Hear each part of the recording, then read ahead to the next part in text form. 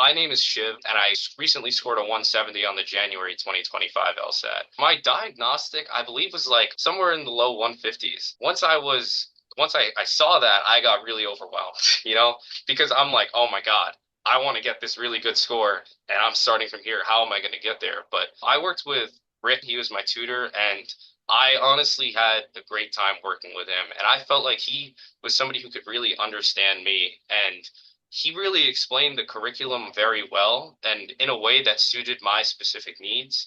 And throughout my uh, sort of preparation experience, I faced a lot of struggles, a lot of hurdles, like overcoming test anxiety, learning concepts that were foreign to me because I had never really looked at the LSAT until I started studying. And throughout that, I really learned how to understand the moving parts of every single complex question.